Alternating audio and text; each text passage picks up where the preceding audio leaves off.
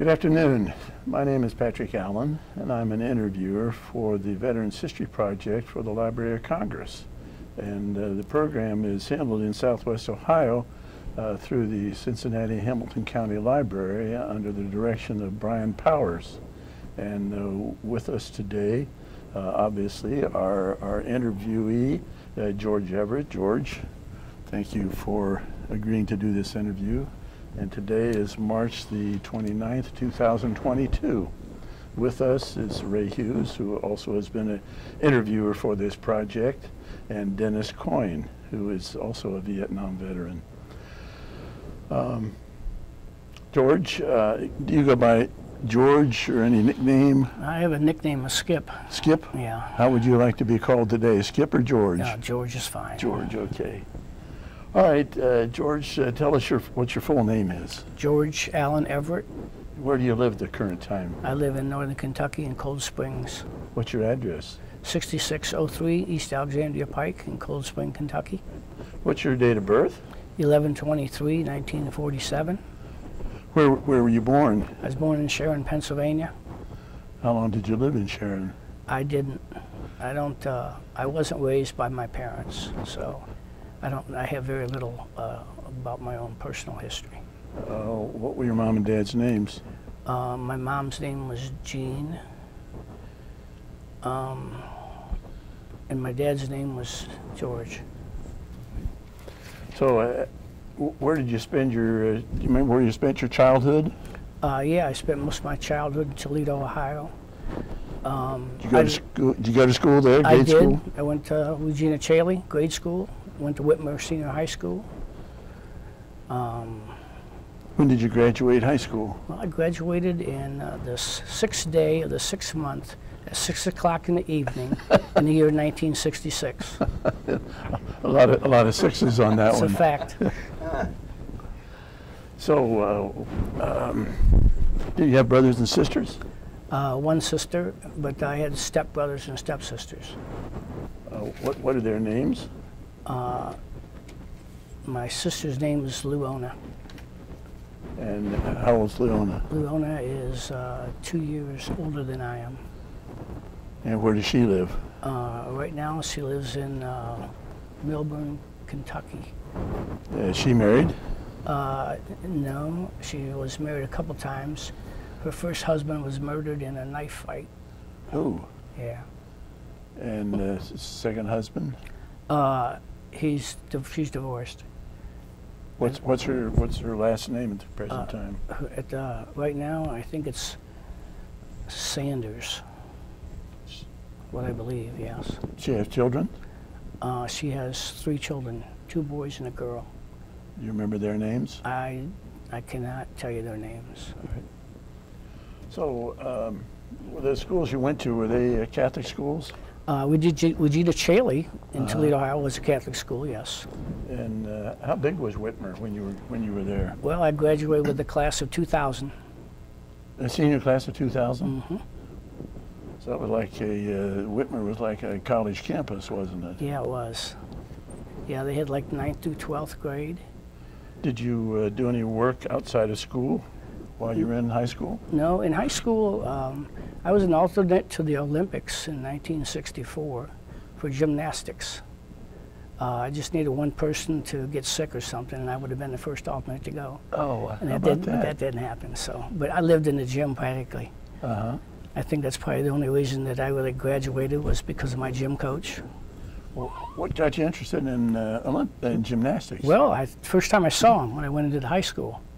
You know, they had the rings and the parallel bars, and they were known for they put on like a carnival every year, and they were known for those people advancing in them kind of programs, and I was all over it, you know. What was your specialty? The rings. The rings? Yeah. Yeah, I could do an iron cross. You know what that is? Yes. It was awesome. I was on the cover of their magazine that year they have a fundraiser every year, and that's what it was for. Wow, so I was amazing. on the, yeah. So you missed one shot at the Olympics. Where were the Olympics that year? They were in Germany. Well, tell me about what you did after you graduated from high school.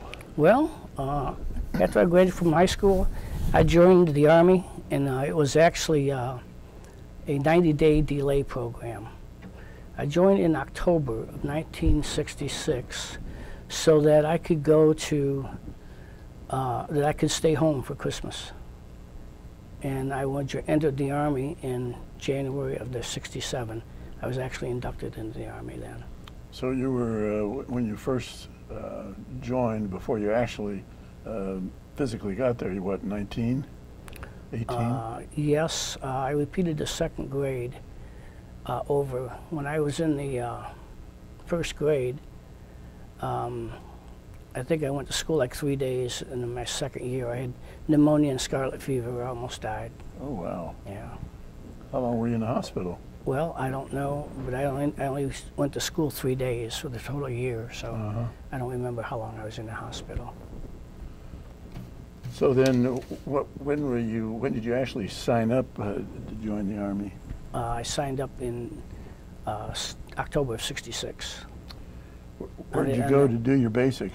I went to Fort Benning, Georgia, for basic training. And did you sign up in Cincinnati or up in Toledo? I signed up in Toledo.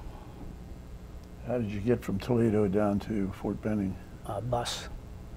Were there other inductees on the same bus? Probably. I'm not really aware. I don't really remember, but there probably was. Well, was it a commercial bus or was it a military bus? It was a commercial bus. So tell me about your experience when you got down to Georgia. What went on? Well, it's for me. There was 500 people down in Georgia for basic training, and I just remember a large black gentleman wanted to know if anyone would take him on, and I saw a piece of rebar by one of the barracks, so I went over and picked that up, and I said I would give it a shot. Well, tell me what happened with that. Well, he put that damn thing down and made me the platoon leader. So I thought, okay, whatever, Well, then how big were you at that time? I was a little guy, but you know what? You're 18, you know it all. You know what I mean? And feared nothing. That's right. Was afraid of nothing. That's it. So after you did that, he kind of respected what. Well, who you yeah, were. he made me the platoon leader of. I guess so. There was 5 platoons, 100 in each. So he made me platoon leader, one of them. And how long was basic? I think it was 18 months, if I remember properly. I'm not sure. 18 weeks. 18 months, 18 weeks, yeah, not months, excuse me. Yeah, 18 months, that'd be crazy, wouldn't it? Yeah. 18 weeks. Thank you. Going to Vietnam. That's true, yeah. Did you Just spend skipped it all together. Did you spend all that 18 weeks down at Benning? Yes, I did. What kind of things? I got a 2-week leave afterwards because out of 500 people, I finished second. And the only reason I was second was that I got a 97 instead of 100 on one of the exercises we were doing. And the exercise that they took the 3 points off of was you pulled a pin on a hand grenade and you threw it at a tire. Okay, well, one time I hit the tire instead of going in the middle of it, and he took off 3 points. And the guy said, nobody's perfect. I said, well, I can't argue with that, right? I says, I'll tell you one thing, if you were in that tire, I'd have got you. But I got a 2-week leave out of that for finishing that. Where did you go? I went home, went back to Toledo. And what did you do while you were in Toledo, besides enjoying yourself? Well, that's probably when I fell in love. Okay. With a girl you knew in high school? Yep. It's my high school sweetheart. All right. Did you get married then, or did you wait till later? I waited till I got out of service. Okay. So after your 18 weeks at Benning, where'd you go? I went home, and I went back to, I went to Alaska. No, I take that back. I went to Fort Huachuca, Arizona for individual training. Individual Fort training in Huachuca, what? Arizona. Yeah, it was for, believe it or not, for driving trucks, light vehicle, driving trucks. Because when I went to Alaska from there, I would take troops up into the mountains, and they would hunt and ski and shoot. And I didn't know it, but they were special forces that was training in case we ever go to war with Russia. and I would transport them back and forth from Anchorage to Fairbanks in Alaska. And that's, I left from Alaska to, it was like 120 below up in Fairbanks. And I got to Vietnam, it was 110 in the shade. And what's crazy. Where was your base in Alaska? Where was I based in Alaska? What was the name of it? What the heck was the name of it? Fairbanks? Fairbanks. No. It was in, what's the first city? No. Anchorage. Anchorage is where I was, yeah. I would drive those guys from Anchorage up to Fairbanks, back and forth. How long of a trip was that each way? Probably a couple of hours. How long were you up in Alaska? I was there, I'm really not sure how long I was there, maybe 3 or 4 months, maybe at the most. Well, how'd your equipment operate with those way below zero temperatures? Well, they wore asbestos suits. Looked like a monkey. But how about the equipment, the vehicles? Well, they have them covered, but once you get them warmed up, they're fine.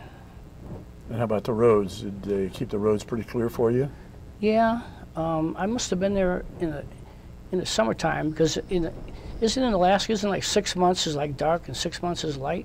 Correct. So it had to been when it was light out, you know. All right. How was the chow up there? Chow? Well, it was pretty good, I guess. Was that better than it was in Georgia? I don't know. Were you driving diesel trucks or? Yeah, it was diesel, yeah. Diesel. Yeah, when I wasn't driving them, then I was responsible for my own vehicle. So I kept it, kept the oil changed, and I kept it all up to date mechanically. But that once I was there, that was my vehicle until I left. And had you been Deuce and a halves or 5 ton? 2.5 ton. 2.5 Push, ton? yeah, 2.5 ton push now carrier. You could hold about maybe 18 to 20 people in the back. Well, how did you learn to maintain a truck? Well, my dad was a mechanic, so I know machines pretty well. Okay. Yeah. So how long were you in Alaska? Before you went to Arizona? No, I went from Arizona to Alaska. Went from Arizona to Alaska? Yes, yes. So in Arizona you were at Huachuca? Fort Huachuca, yes. Where was that? Near what town? I wasn't too far from the border to Mexico. Tucson. I was at Fort Huachuca also. Okay. And Oh, wow. Sierra Vista is the town, and it's about 15 miles from the border. Okay, I know it's pretty close to the border. Yeah. Cool, I didn't know that. What were your duties down in Arizona? That's when I did my advanced training, drive truck. I think you either drove truck, you was a cook, or there was one other thing you could be there, and that was it. So you didn't cook, you were a truck driver. Right. How long were you down in Arizona? Ballpark. 6 to 8 weeks probably. And then I probably spent maybe close to the same time in Alaska, maybe Alaska a little bit longer. So how'd you like Alaska compared to Arizona other than temperature moderation? I did like Alaska. Did you? Yeah.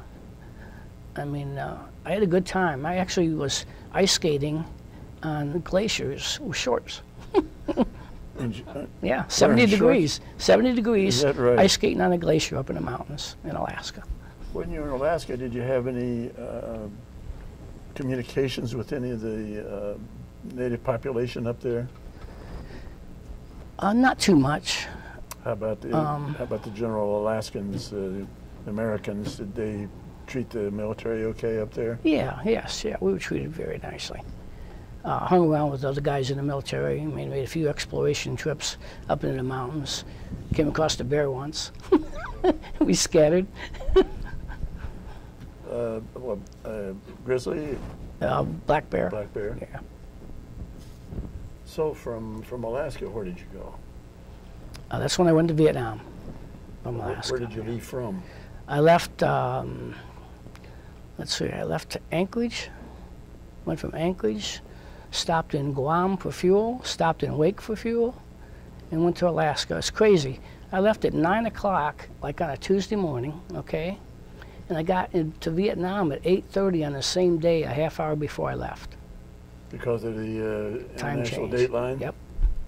So, So I lost a complete day. Well, actually, I gained a half hour, depending on how you look at it. what kind of a plane were you traveling in? Commercial or military? It was military, yeah. What was it? I think it was a C-70. I'm not sure on that.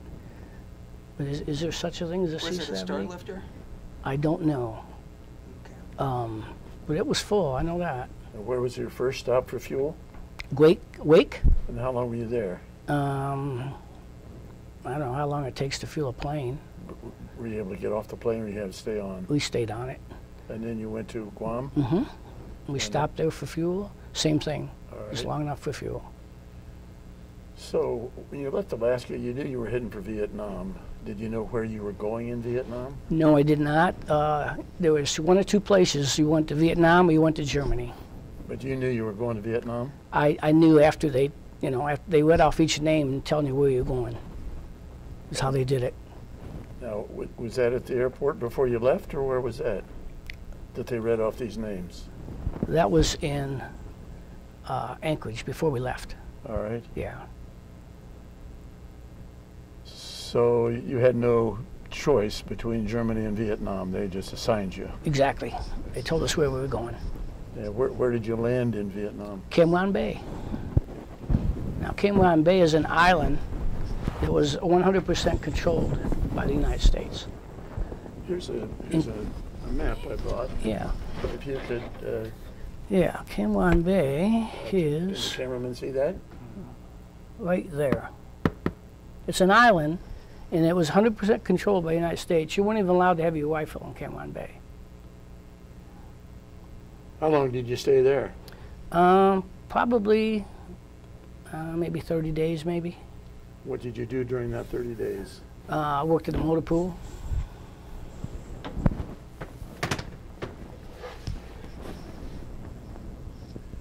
What were your accommodations there at Cam Ranh Bay?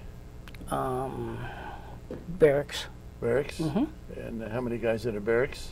There were, I think there were 16 guys per barrack. And they had maybe 10 barracks there that I saw. And what are you sleeping on? Cots. So when you got off the plane, how'd that heat hit you? Yeah. In fact, it'll tell you what, Vietnam is so hot during the day that you don't go anywhere without shoes on your feet because they will get burned from the sand. Everything was sand, 100% sand. When you got off the plane, the heat overcome you practically? Yeah, pretty overwhelming, you know. So you had been in charge of 100 guys here in the States. Now, what were your duties over in Vietnam there in the first 30 days? What duties did you have? Well, the first few days was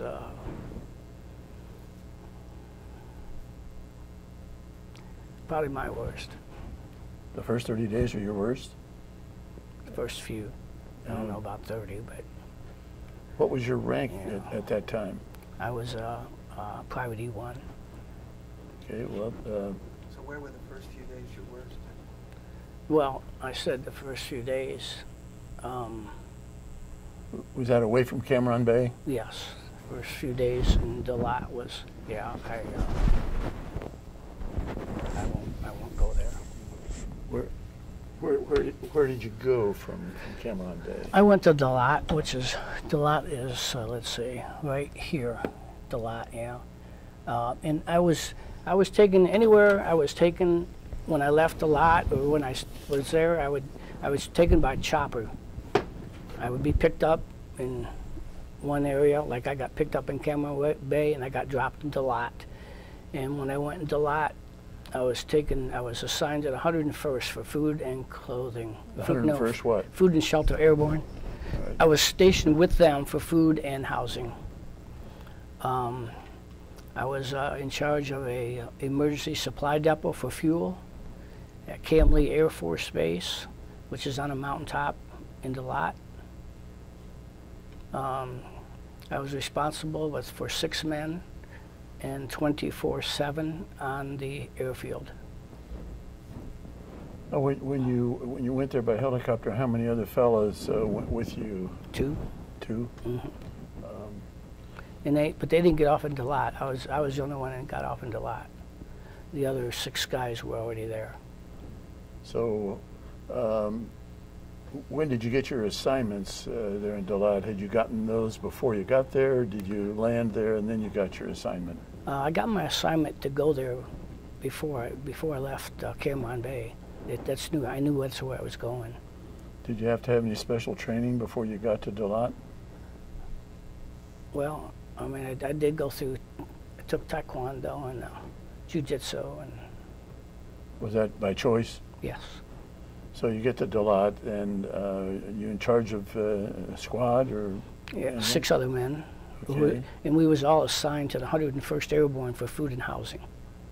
And But so, that didn't work out so well. So tell me why didn't that work Well, out? some of my guys got in a fight with some of their guys, and we held ourselves pretty good. We for a while, and then I got called in the next day to the commander's office, and he told us we had to leave.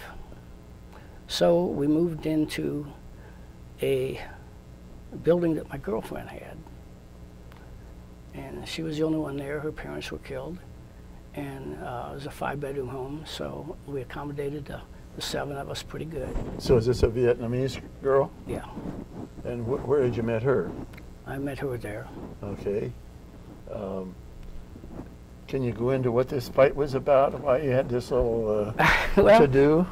evidently, it's, they were all in the commissary, and they all had been drinking. So I mean, there was alcohol involved. So actually, it's kind of fun. I look back on it. I really don't know what started it all, but Was it airborne versus leg?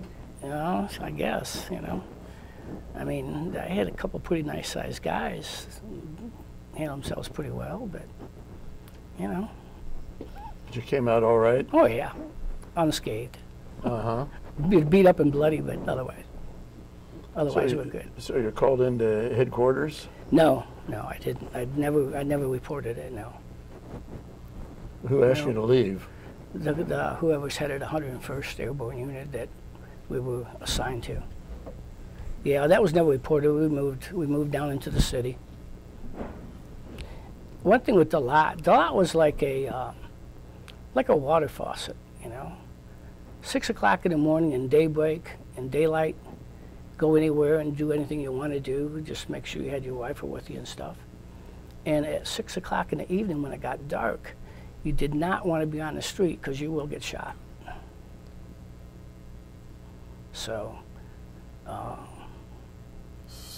That's how Dalat was. In the daytime, did you have Vietnamese taking care of you? Then at night, the same people who were taking care of you in the daytime were trying to kill you at night? Exactly. Yeah, that's what I've heard from Exactly. That's a fact. other guys. I know I had dinner with guys who were trying to kill me that next night. I know it. But there's nothing you can do about it. We were not allowed to go out after the enemy. We could defend ourselves and we could shoot back, but we were not allowed to go after them. It would have been a simple thing. Let us go and we'll take care of it, But So from the city, did you sometimes go out into the field? oh yeah, well we still had to get from city to the airfield. So that's Dalat. Actually, it was a beautiful place. Right in the middle of town square was a big round circle, and it had a fountain in the middle of it, decorated with flowers, boulders around it. It's beautiful. But what's neat is this mountaintop where the airfield was had a sheer drop off on 3 sides. Okay, and so the only way you could get to that airport is from the city. All right. But because of that, you couldn't land any large planes because there wasn't enough room. Sure. But I could sit down right now and I could write you an inventory of what we had behind Bladders, in drums. I could tell you exactly what we had. So why don't you tell them what bladders are? Bladders are big rubber, I I don't know what you call them, but they hold the fuel. And they're behind behind large berms. And I know we had avgas, we had which was for small planes and Piper Cubs. We had regular MoGas for your vehicles and your motorcycles and stuff. And they had their main means of transportation was called a lambretta. A lambretta was a motorcycle with a hooch built on the back that could hold like 4 to 6 people. And it's funny because on this mountaintop, to go into town, you take one road and it swings way down, and you look to the left, there's a big old waterfall coming down and going underneath the road, and there's a big old bathing hole. Okay, and when you made a left-hand turn, you start climbing this mountain where the water's coming from, right? And it's these little things, they couldn't make it. They have enough oomph. So they have to get out and push it to the top and get back in and go down the next one and go into town.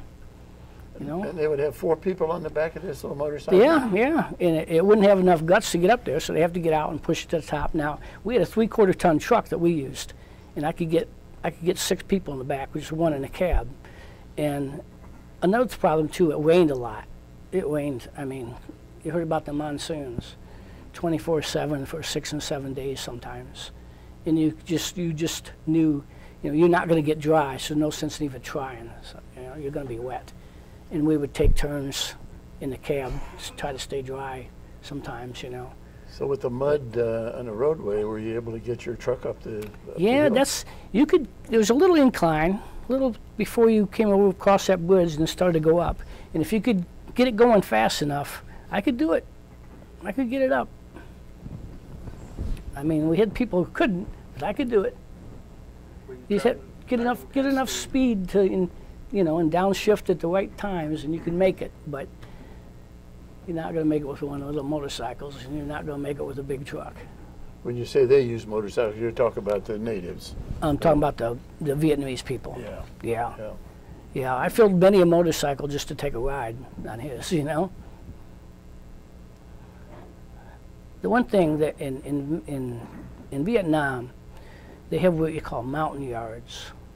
Now the mountain yards are people that lived in the mountains, and when the GIs came and started raining hell down on them mountains, it forced the mountain yards into the city.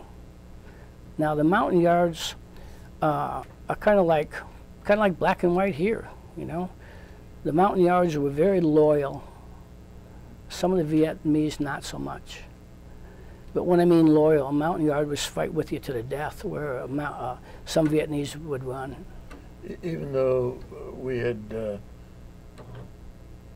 attacked the mountain where they lived, yeah. And they came down into the cities, they didn't hold that against the... Yeah, they didn't get along too well sometimes, so there was some skirmishes there too, but now the... You're always talking about the mountain yards. Yeah. Indigenous people. Right. That live in it. Vietnam. Yeah. Like our Native Americans in this country. Yeah. And so there was a lot of friction between the Vietnamese and the Mountain yards, yeah. A lot of friction. Yeah. But we got along with them. As American GIs, we got along with the mountain yards very well. They liked us, we liked them. Yeah. Now, this is Dennis talking for the... Yeah, the thing with the mountain yards is they're short people, not very tall, but most of them are pretty muscular and very strong. It's been my experience. So, did you have any experiences where they helped you in combat? Oh, absolutely. Absolutely. What kind of experience did you have where they were instrumental in helping you? Well, even though they're short and they're muscular, yeah. What were they? Were they armed? Yes. Yes. What did they carry? They carried AK-47s. And what'd you carry? M14, and then later on an M16. Yeah, they... How were they dressed?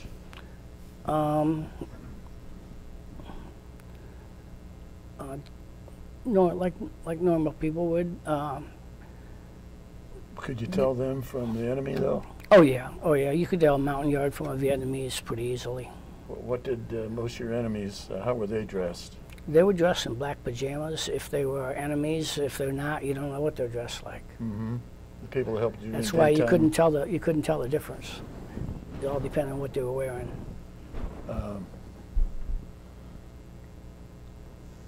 How about the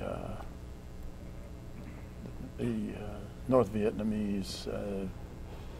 Yeah. How were they dressed? The Viet Cong. Yeah, the They were VCs. dressed, yes, they were dressed in black pajamas. Most all of them, all the time. Yeah, the Montagnards helped us. We got overrun. Where were you when that happened? Was it on the map here? I was in Delot. Oh, Yes. you were in Delot? Yes, yes. In the city? No, I was on the airfield. Yeah, we got overrun. Just during Tet? Pardon? Yes, this is February of 1968. That was the Tet Offensive. Yes. And yeah, they overran us for I guess it was 48 hours. when you say you were overrun, were you undersupplied or undermanned? I was a scared kid, is what I was. I went the only place that I knew I could probably make it, and that was in the tower.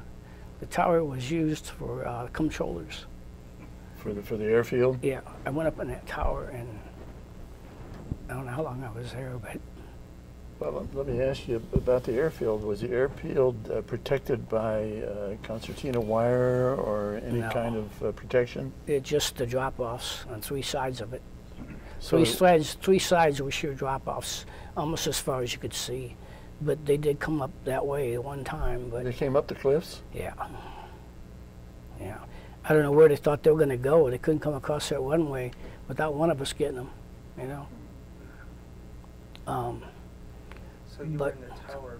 I was in the tower, and I could see flashes, and I was talking to my boss, who I answered to, which was in Camwan Bay, which I believe is 150 miles. I'm not sure exact distance, but I was talking to who I was responsible to.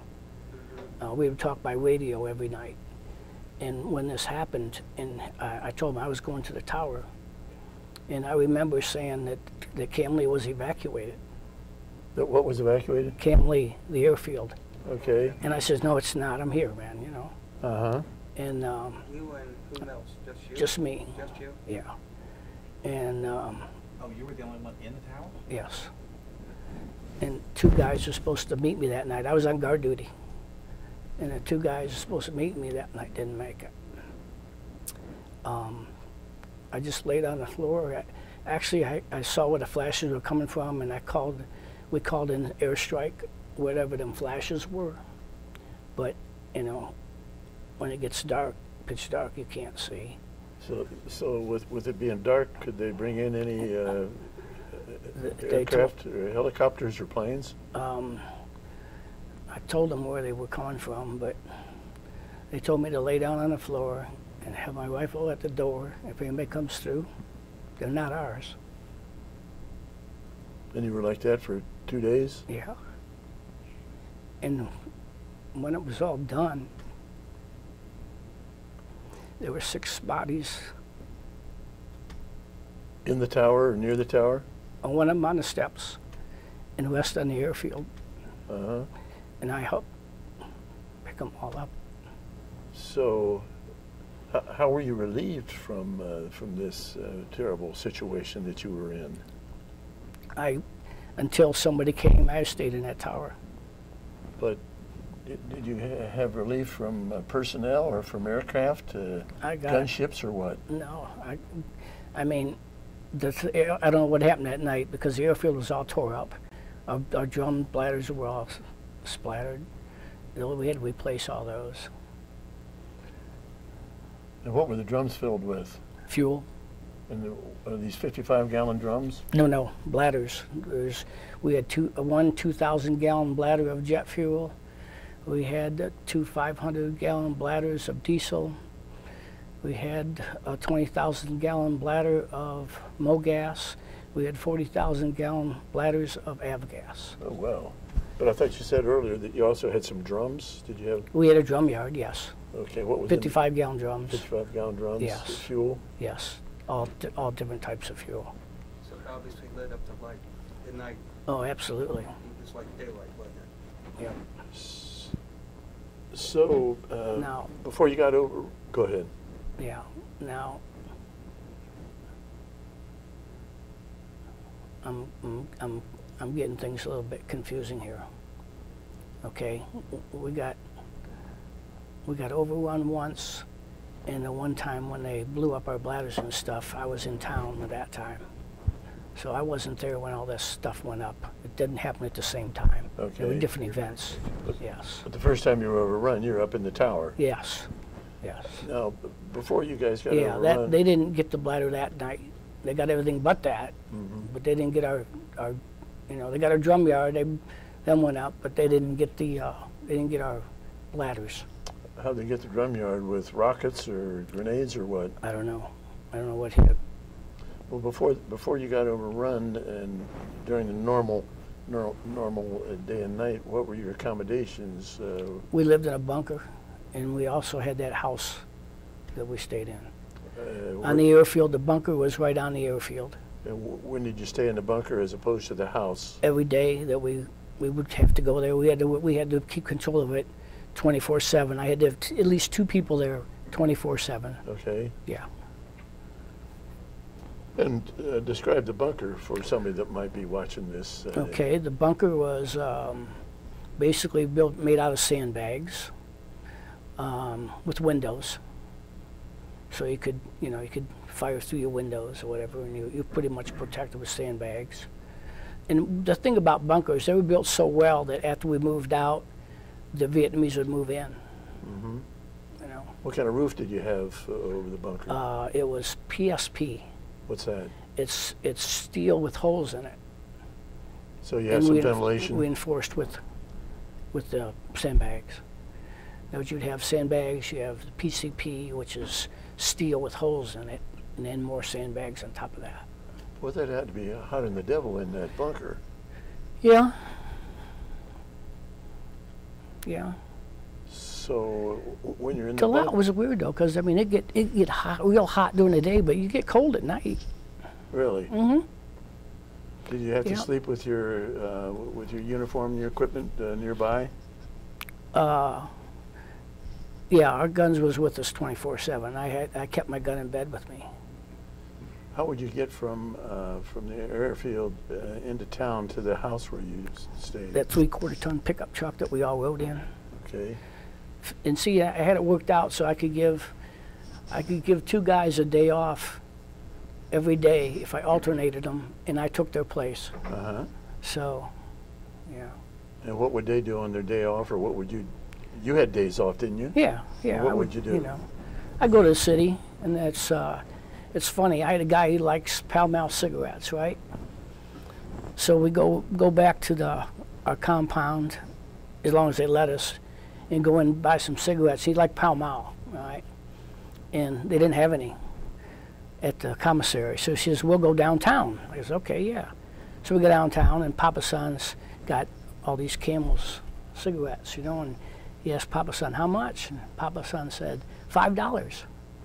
For a And the pack? guy, and the guy says, I can get the same thing at the PX for 50 cents. And Papa Son got a big smile, and he says, PX no have. He had them all. So if he wanted a pack of cigarettes, he's going to pay that $5. We ain't going to get him. My mother might have been smoking those because she smoked Pall Mall. Yeah. Did you guys receive sundry packs where you get free cigarettes or not? No. We had sea rations is what we ate. Is that what you have? So the food wasn't as good as it had been over in the States? No. Although I'll tell you what, water buffalo makes a pretty good steak. Yeah, but didn't the natives kind of take umbrage with you killing their water buffalo? Oh no, we didn't kill them. We just ate them. we didn't do the killing. No, we just, you know. Who did the killing?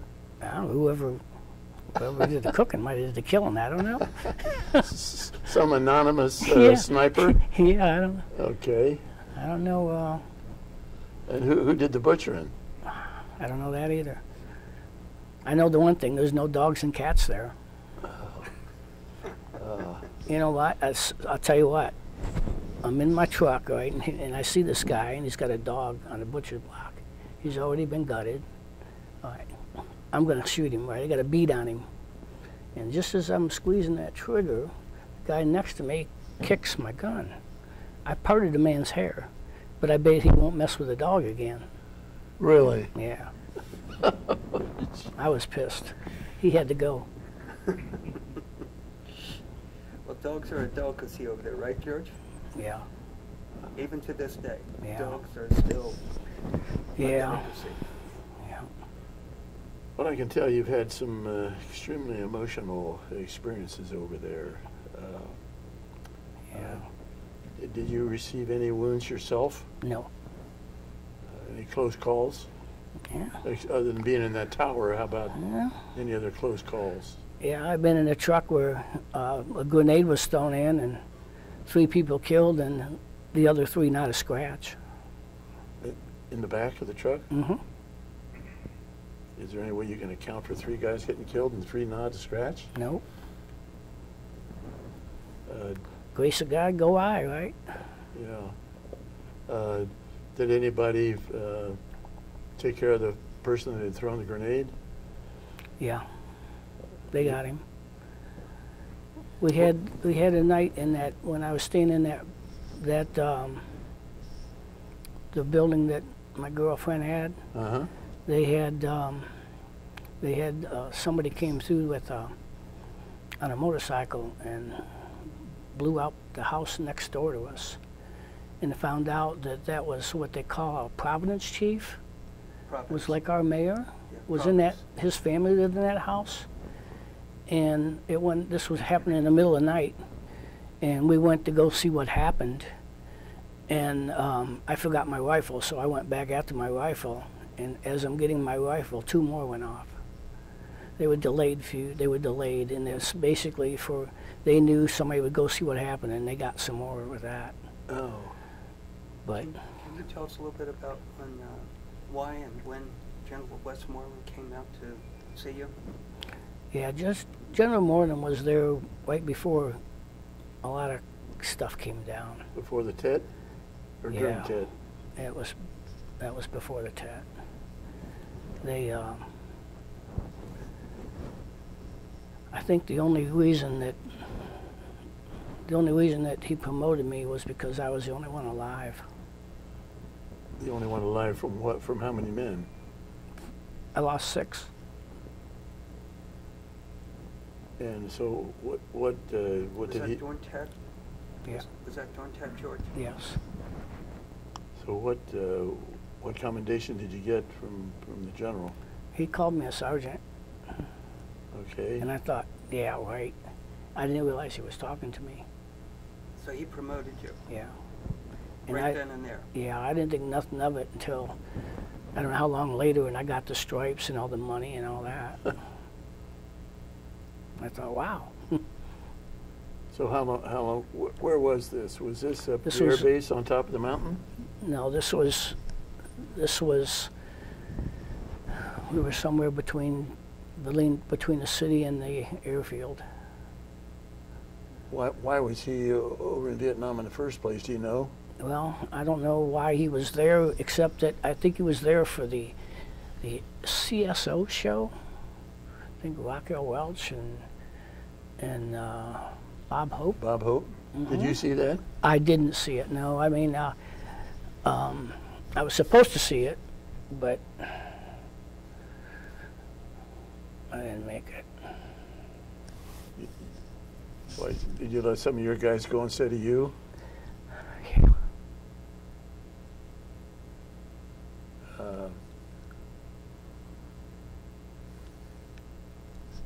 What did Westmoreland say to you when he?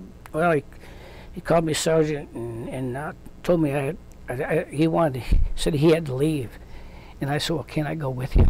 He goes, nope, you gotta stay here and take care of things. Uh-huh. So, when You you're heard Dee Dee Mao? pardon? Dee Dee Mao means get the heck out of here now. Go. Mm-hmm. Yeah, he was with some guys that I guess they must have gotten all of them, and he was the only one around too. I don't know what happened. Uh-huh. So he came out after, was this when you were up in the tower in that incident, or was this a different incident? No, that was a different incident. Yeah, that was probably the first time that when they blew us up, when they blew up all the fuel. Blew up all the fuel? I was in town then, and I was probably a good 12 miles away behind PCP, that steel with the holes in it, and the sweat was pouring off me. And have you ever seen like a mushroom? The top is just a big ball of smoke, right, and then there's a flame of fire that comes down to it. Right.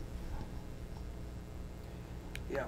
Yeah. Now that was the same time that I got promoted. That was the same time that he was the only one around, and I was the only one around. Huh. Okay. Now what all happened? I mean, I know we got hit because I knew what went up, but I didn't know the circumstances or how or why or anything like that. You know, I know I had to go help and rebuild it all. All right, so how many of you went up in the truck to help reestablish the all camp of us went up there. Uh-huh. Yeah. And yeah, that was another time we had to pick up some more bodies, but they were mostly mountain yards. okay. What did the mountain yards do with their dead soldiers? Did they bury them, or did they have some ceremony? Or did you ever see it? I saw, yeah, they just dug a great big hole and put everybody in it and lit it up and plowed it over. Okay.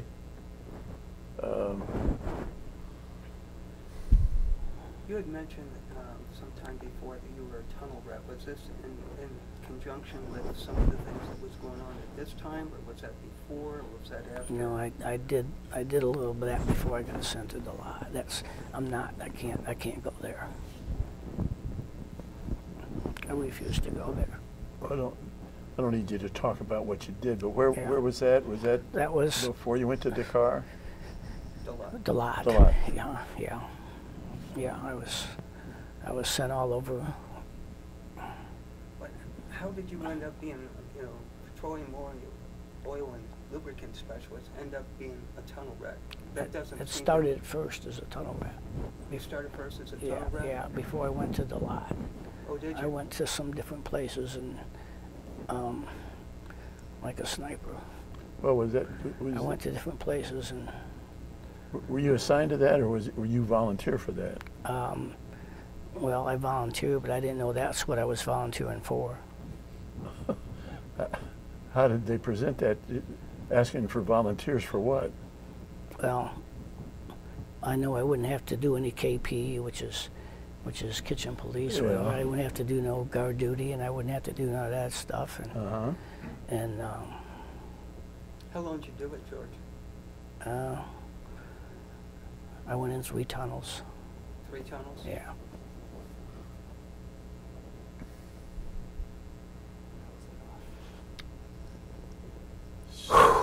So I've talked to other guys, and they say these tunnels were something else, almost like a little city down in there. They had, had hospitals and they were down under so far that they could get pummeled every night and not touch them. I could sit and watch old Puff the Magic Dragon. Every 5th round was a tracer, and it was raining red. And it wasn't a rat-tat-tat, it was a yeah. Yeah. Every square inch of a football field within 30 seconds. Really? That's some firepower. Really? Yep. But they'd be down in those caves, and there's nothing could touch them. Nope. So you could live under there. What was their ventilation? Holes all over, just small ones. Just holes up into the. And pipes. What was the material? When I think of Vietnam, I think of mostly sand or loose dirt. Mostly sand. Well, how did they support the tunnels with wood? Wood. Mm-hmm. It's amazing. It's amazing.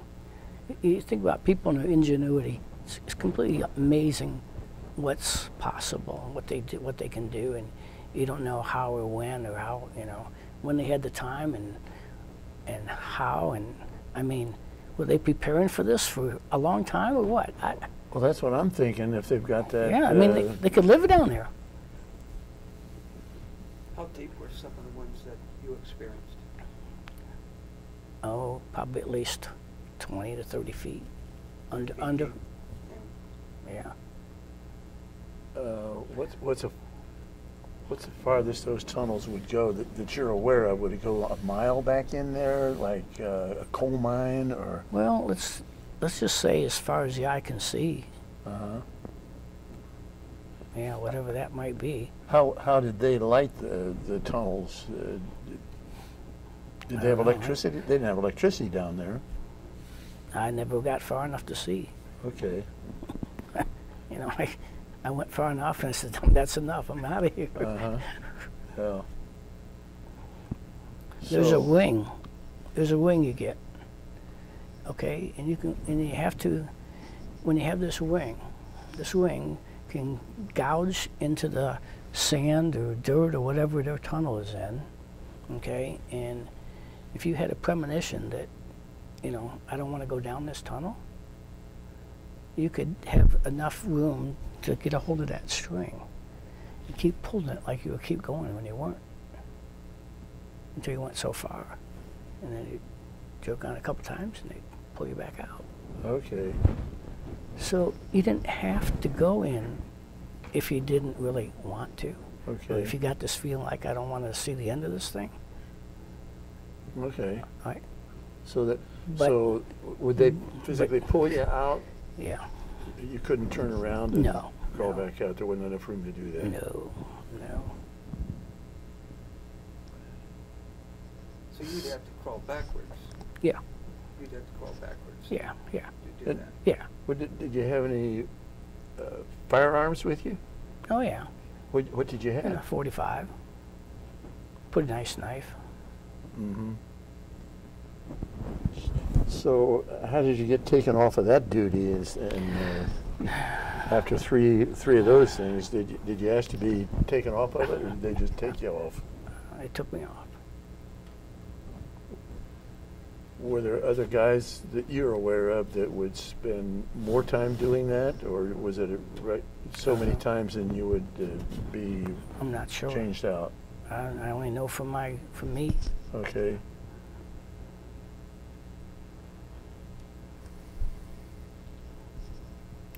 So, the Agent Orange that you were exposed to, was that because of the terrain around these tunnels?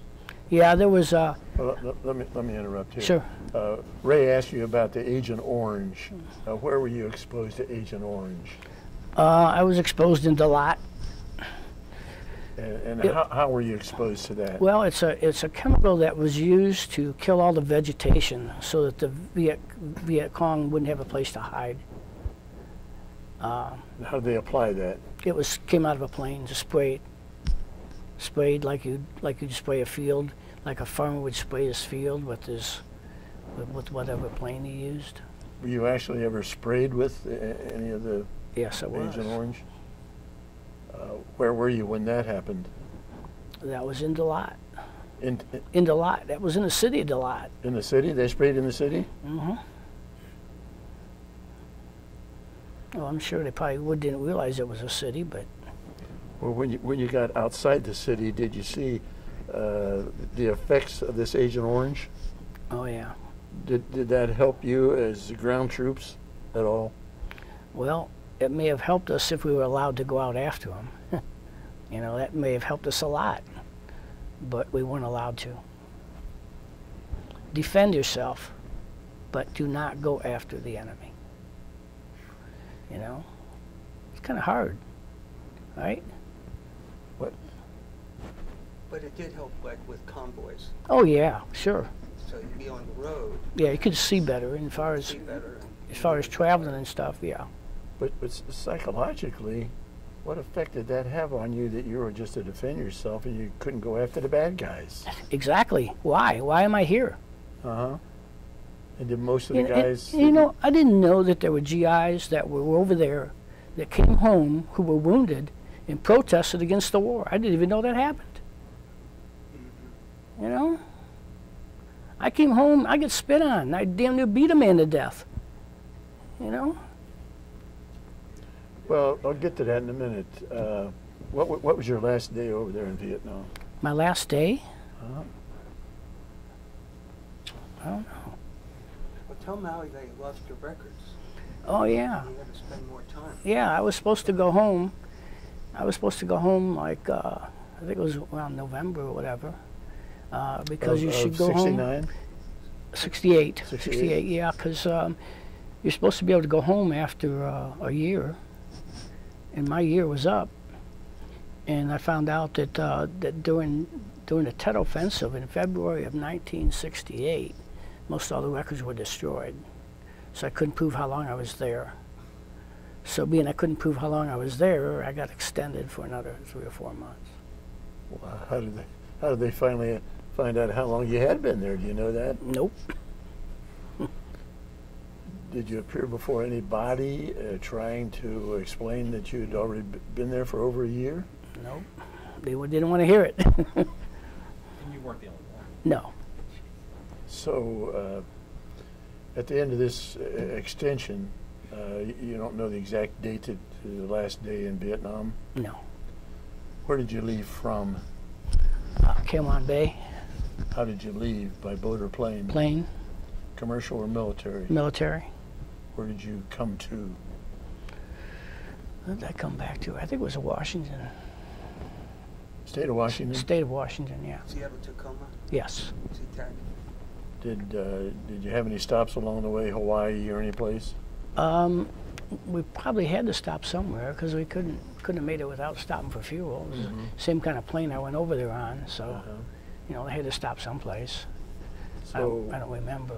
when you landed in the U.S., did you land at a base or a commercial airport? I landed at the base. And uniformed? Yeah. So that would have been Fort Lewis, Washington, Yes. possibly? Yes. In fact, I think I saw that on my DD-214 there. St. Louis. If you can read this thing, yeah. St. Louis, Missouri. Okay. So you probably flew into the Court Air Force Base and they bussed you over to Yeah. That's probably what happened. Fort Lewis, Yeah. because they were almost co-located. Mm-hmm. How long were you at Fort Lewis before you got out? I went there from there back to Fort Benning, Georgia. I was discharged from Fort Benning. Did you fly back to Fort Benning? Mm-hmm. Military plane again? Yes. And from Fort Benning, where did you go? Fort Benning, I went home.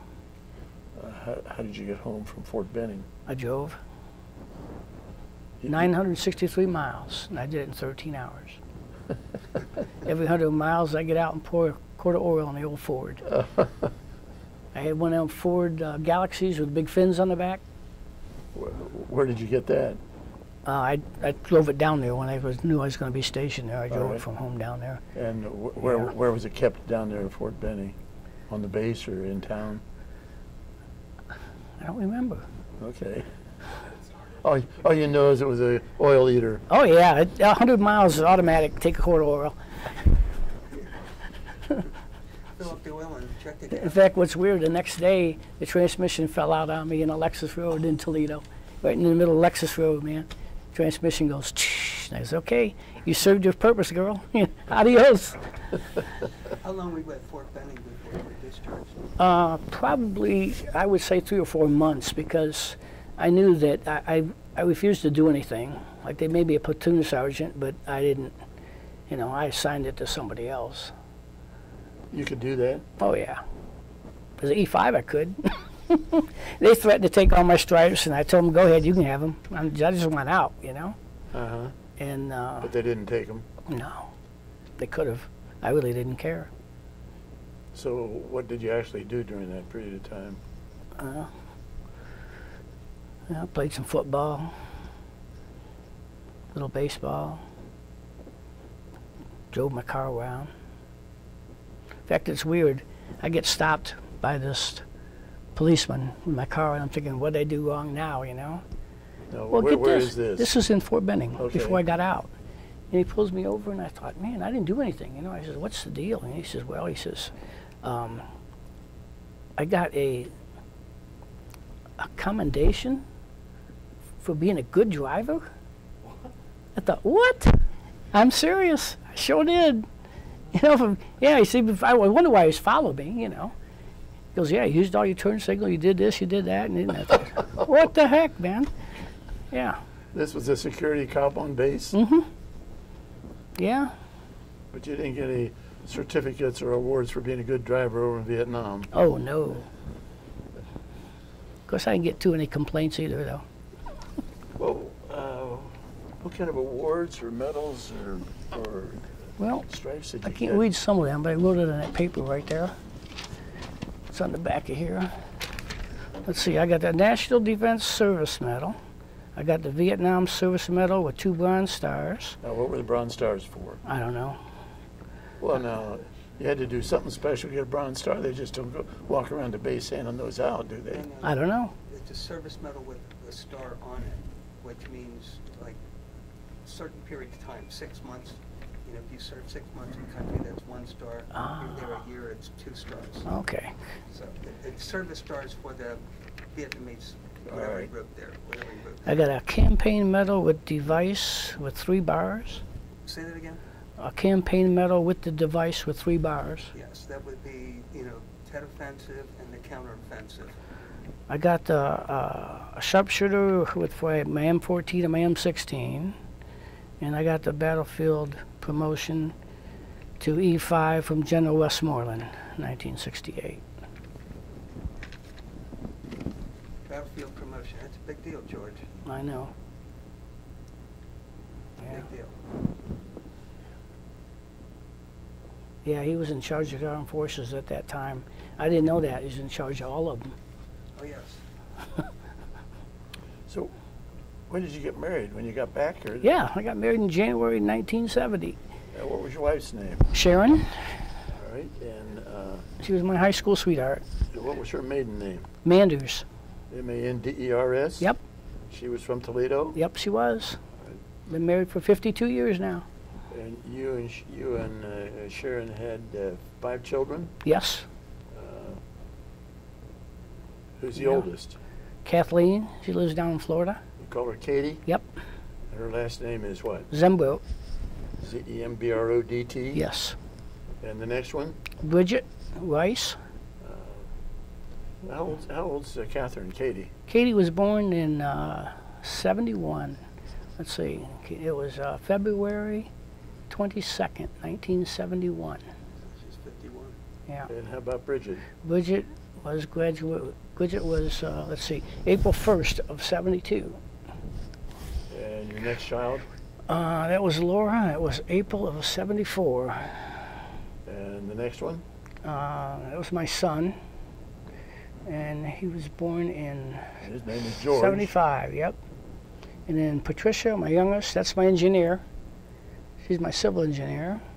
And she was born in 76. And her last name? Her last name is Scharf. Same thing with Laura? Yep, Schcharf.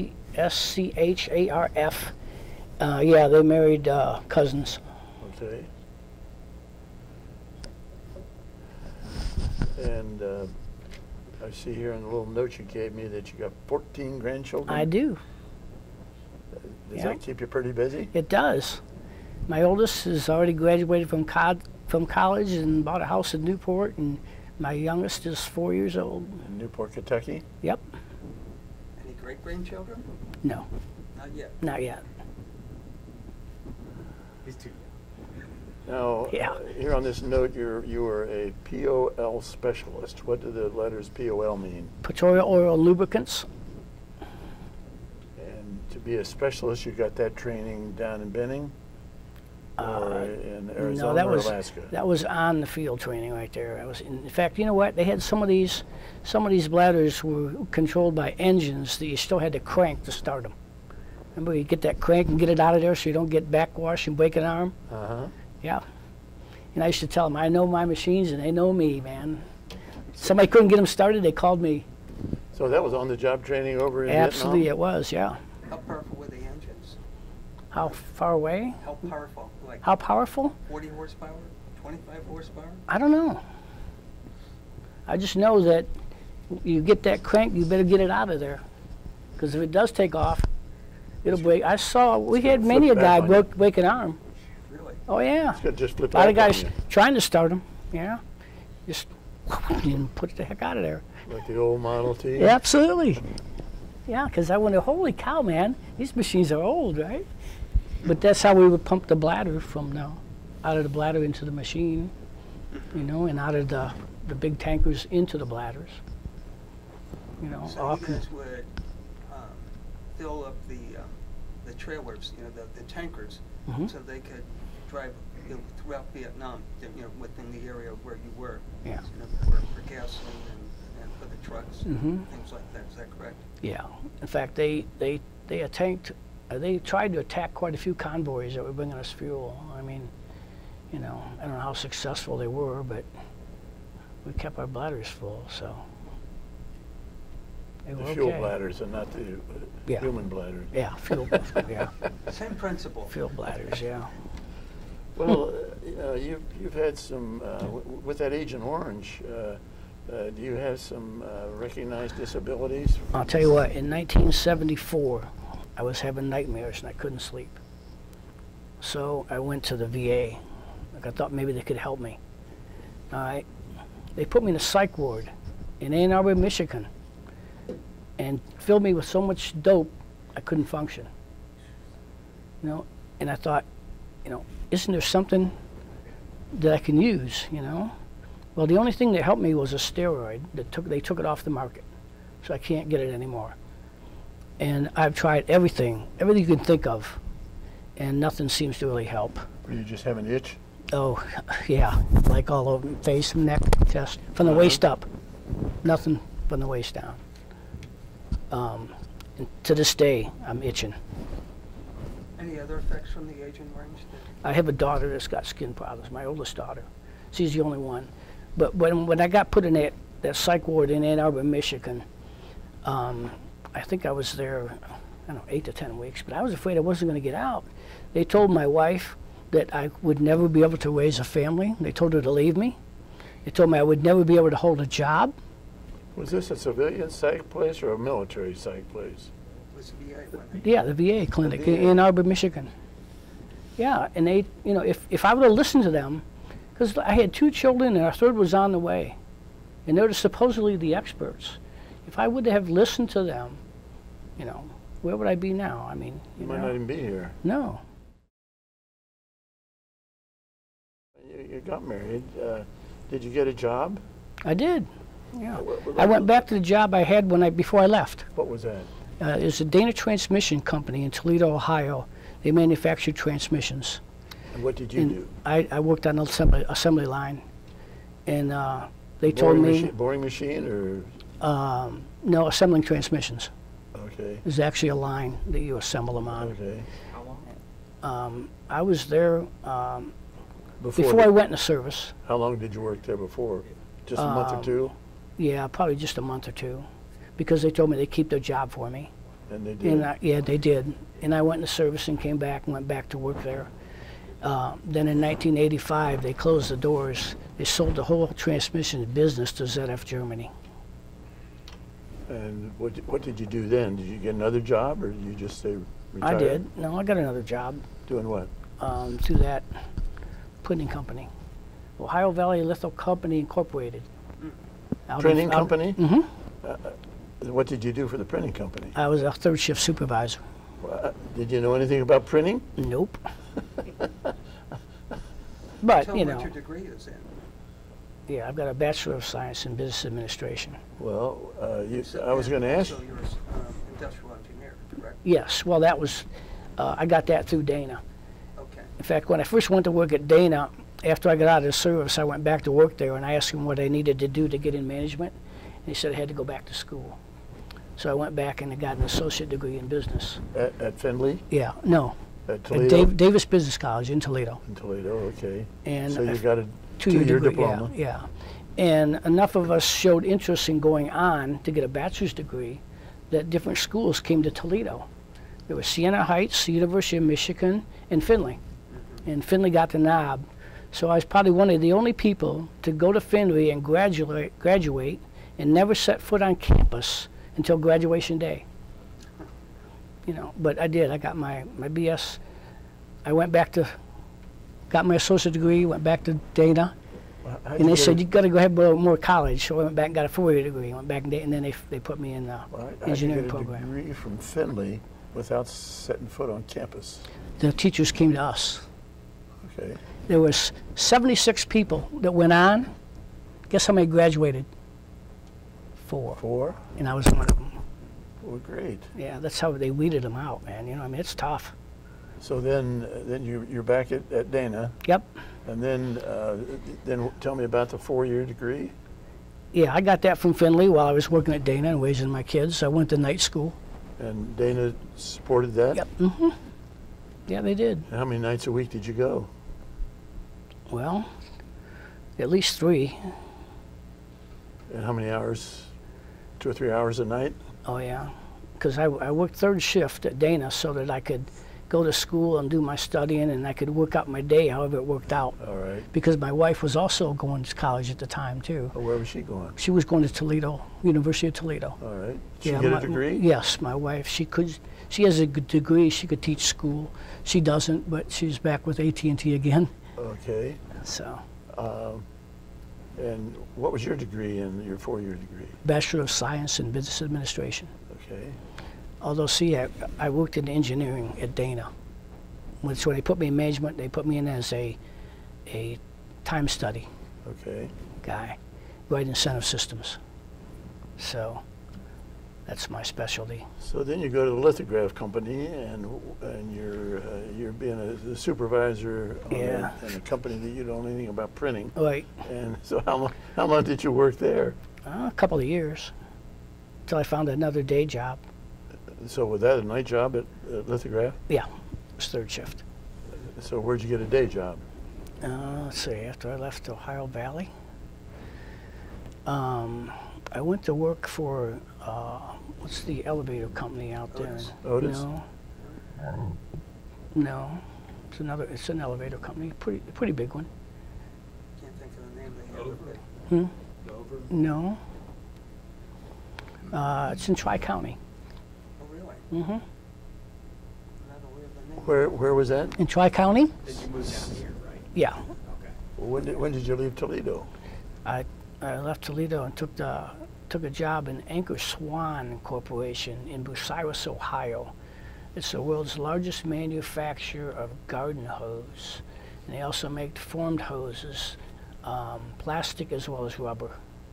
They make formed hoses like go in your car, like transmission lines, or radiator hoses, or those kind of things. So was that after that was a Miami temporary. Valley? No. After lithograph? No, it was before lithograph. After Dana? After Dana, yeah. Bucyrus. So we got Dana, and then we got Bucyrus, Right. and then we got lithograph? Yes. Why did you leave the garden hose company? It was a temporary job to begin with, and I knew it going in. Okay. Yeah. So, Yeah. So then, where was the lithograph company located? In Florence, Kentucky. Ohio Valley Litho Company Incorporated. So you came from Bucyrus down to Kentucky? Mm-hmm. And where did you move to in Kentucky? Now I moved into Fort Thomas at that time. From Fort Thomas to Fort Cold Spring, where I'm at now. Where'd you live in Fort Thomas? Remember street? Yeah, I was on Dale Avenue. It was behind Woodfield Grade School on Dale Avenue. So then, tell me about your career in Kentucky then. Well, the last job I had was with the manufacturing. I mean, it was, what the heck was an elevator? Anyway, they hook up to the hip. They hooked up at the hip with Amazon.com. Oh, okay. Okay, and they have Houghton? 35 mile of conveyor in every Amazon.com plant in the United States. So it's conveyors. Conveyors, yes. Okay. Yeah, I said elevators. I'm sorry. Conveyors. 30 feet high and 26 miles long. That's a lot of conveyor. They lost control of their labor cost. And when I got all done, I gave them a cost per foot for labor, and they still use it. So what do you mean they lost control of their labor costs? They didn't know what it was. So the cost of conveyor is so high that the labor becomes insignificant. So I did a time study analysis and went all over the United States. Probably the best job I ever had, because I could write my own ticket. I could tell them how much money I wanted to make, and they gave it to me. But yeah. So what was the outcome? What did you do to? I went around and put a time study on all of everything they had to do to put the conveyor together. Okay. Starting from the poles that go in the ground that's going to hold them, versus the whole system. And I traveled all around the United States and went to different Amazon plants where these conveyors were going in, and did a time study analysis on them and came up with a price per foot.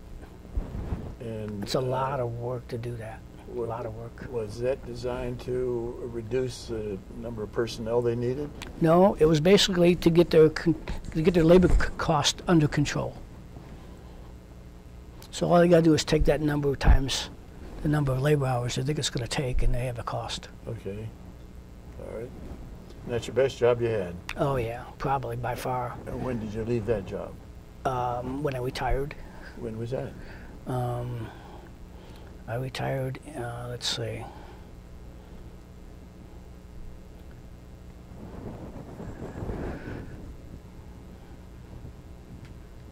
think it was 65. At the age of 65. Age 65? Was that? So about 10 years ago. Yeah. Did they require you to retire at that age? Or No. did you do that voluntarily? I did voluntarily, yeah. What do you do to keep yourself busy now? I do all kinds of volunteer work. On Mondays. For nonprofits or what? All nonprofits. A lot of volunteer work for St. Vincent de Paul. I do a lot of work for the Sisters of Mercy, out at the Rose Garden, out at 20th and Madison in Covington, Kentucky. And they basically feed the poor from 11 to 4, Monday through Thursday. On Wednesdays, I go down and do the dishes at the Parish Kitchen. I've been doing that for over 20 years. Thursdays, I go back over to the Rose Garden. Mondays, I golf. Monday's my golf day. Yeah. So some of these organizations, Catholic organizations, Yeah. and were you brought, I know you went to Catholic grade school. Was your mom Catholic? The girl who raised me was. Okay. Yeah, I didn't know my mom. Do you go to church now? Or are you Oh yeah, Catholic? oh yeah. We go to church every day. Where do you go? St. Joe's, right there in Cold Spring, right where you pick me up. All right. You go every day? Try to. Good. We're especially trying because of Lent. Right. Yeah, my Well, wife. I'm Catholic, so I know what you're doing. Yeah. Yeah, I've been doing volunteer work for St. Vincent de Paul for over 30 years now. Great. That's great. They sure need the help. We've got a pretty nice pantry that the wife and I keep our pantry stocked. That keeps us busy too. Okay. Well, I don't want to bring back old memories, but you mentioned kind of offhand that you were spit on when you came back. Yes. Where was that? At the airport. What airport? When I got off the plane, right here in Cincinnati, Dayton, Northern Kentucky Airport. Were you in a uniform? Yes. And was there a line of people, or what? No. I mean, I'd say it was probably somewhere pretty close to getting off the plane and getting into the terminal. You know, because I remember walking through that runway, because it wasn't one of them planes where they pull the steps up to it. It wasn't one of those. It was one of those you get off and walk. Okay. walked through the, you know, Corner? yeah, So it was just one individual? yes. Did he throw something at you or just say something and he spit No, on you? He called me a baby killer and spit on me. What'd you do? Beat the shit out of him. I wanted to kill him. Well, I heard a story similar to that where Oh, two guys were coming off a plane, and there were 4 guys that did similar things. They beat the hell out of them, but the airport police took the 4 away and didn't do anything to them. Yeah, well, they didn't bother me. Yeah, yeah. Well, This- Dennis, can you think of? I've tried to ask a whole bunch of questions that I may have forgotten Well, things. one thing you got the Agent Orange issue. Mhm. Any other issues from Vietnam? No. That's good. Yeah. No- I mean, now you asked me too about, I do get 40% disability, Okay. but I get it for PTSD, All right. and I don't think they knew what that was back then. No. And I was told that mainly for being in combat as well as having to handle bodies. You did Graves registration? Pardon? Did you do Graves registration too? As part of Graves your- registration. Graves registration. Register the names of the guys that had been killed. You didn't have to do that. No, no. You just collected the bodies Yeah. and took them to another spot. Yeah, Those were your trips. yeah. Okay. Yeah, because somebody, I remember saying, did they make you do that? And I goes, I was the only one there to do that, you know? Sure. Mm-hmm. Ray, can you think of anything you'd like to ask? Well, I just am honored to be here and heard your story, George. And I can tell you personally, I appreciate everything you did for our country and for us, and especially all of the sacrifices you made to help St. Vincent de Paul and feeding the poor was you're truly an American hero in every sense. I don't feel like one. Why don't you But show them a picture I of think you and Sharon when you were, was this right before you got married, or Thank you. This is probably one of our wedding pictures, probably. was it one of your wedding pictures? really? Mm-hmm, yeah. Well, I think this was a prom.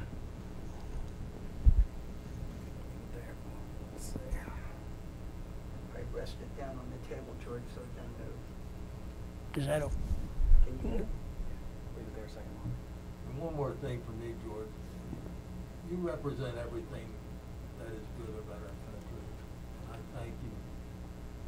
I thank you for that. Thank you for your service and thank you for the interview. Absolutely, thank you. I hope I didn't disappoint anybody. Oh, certainly not.